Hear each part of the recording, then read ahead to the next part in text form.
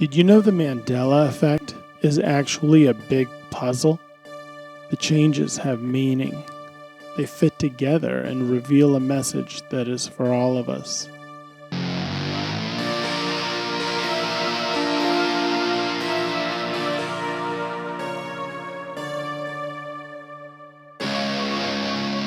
I've written 3 books that contain everything I know, and now I'm bringing this information to YouTube. Hello again. We are going to take the many different Mandela effects we see in our world and organize them by meaning.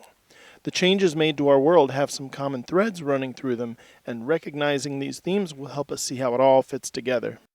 Numerous Mandela effects have been highlighting the concept of horns, and I realized it connects to Ace Ventura: Pet Detective. In that movie, the big revelation is that Einhorn is a man. First off, we have a lot of Mandela effects that mean male. We also know about the message from The Wizard of Oz and The Truman Show that says there's a man at the controls of our world. That's how we know that this Einhorn is a man message is a reference to our higher being. Einhorn is German for one horn. If the message Einhorn is a man means that one horn is our higher being, what exactly is meant by horn? Since one of the horn-related Mandela effects involves Moses, I thought the Bible would be a good place to look. What does horn mean in the Bible? And the 10 horns out of this kingdom are 10 kings that shall arise, and another shall arise after them, and he shall be diverse from the first, and he shall subdue 3 kings. The ram which thou sawest, having 2 horns, are the kings of Media and Persia, and the rough goat is the king of Grecia, and the great horn that is between his eyes is the first king.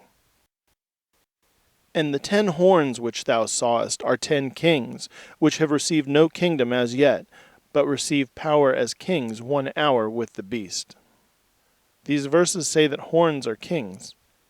There are also verses in the Bible that talk about the horns of unicorns, the horn of David, the horn of Israel, and altars that have horns. The verses that say a horn is a king make the most sense for us. The meaning of horn is that our higher being is the horn of this world. He is the real king, and he is in control. This is his neighborhood. There are numerous Mandela effects that mean horn, so here is some information about that. Superman's S logo. We're all familiar with the big capital S on Superman's chest, right? It has changed. It has rotated ever so slightly in a counterclockwise direction, just like the diagonal stripes on the British flag. That's not all. If you follow the curve of the S up from the bottom around its curvy line and reach the end, you will find something new. This tip of Superman's S used to have a different, more subdued style to it than what we see now. It has become exaggerated to the point that the top of the S curve ends in a horn, and it means horn. The horn of this world is behind these changes. Fruit of the Loom. This clothing manufacturer's logo used to feature a cornucopia. It disappeared, and this is now a widely recognized Mandela effect. Let's look at the word cornucopia. Cornu means horn in Latin. Copia means abundance in Latin. Therefore, a cornucopia is a horn of plenty. And horn is the meaning of this Mandela effect. Looney Tunes. You know this one, right? It's a very famous Mandela effect. Many people remember seeing this name in their Saturday morning cartoons, as do I. It was always Looney Tunes, but Looney Tunes is what you will see now. You've been wondering about this one, haven't you? The meaning of this Mandela effect is found in the Looney Tunes logo. When you see the name Looney Tunes on screen, you will see this tunnel or funnel that all the cartoon characters are in. It looks a lot like a cornucopia, really. That's the key right there. It's a horn. A horn is part of the Looney Tunes logo. Moses has horns. This is something you will definitely find being discussed online. Statues of Moses now show him with horns on his head. These statues are the work of the Mandela effect.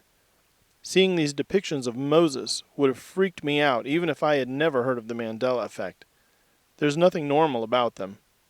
Since I have heard a lot about the Mandela Effect, I can see how this change fits right into an established pattern. Bananas. Bananas used to point downward as they grew on the tree. Now that bananas grow pointing upwards like horns, we can say that the meaning of this Mandela Effect is horn.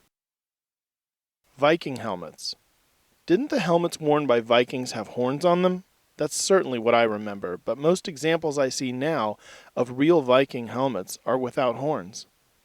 The costume versions I see for sale online still have horns, which just makes it more apparent that something strange is going on. This is another Mandela Effect that means horn. BIC.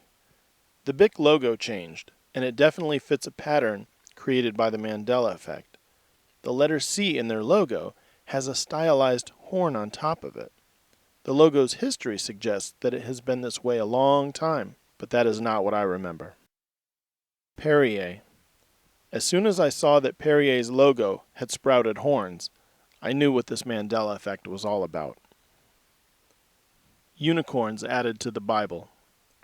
Unicorns are a new addition to the King James Bible, and they are all about the horn. In fact, the word unicorn means one horn.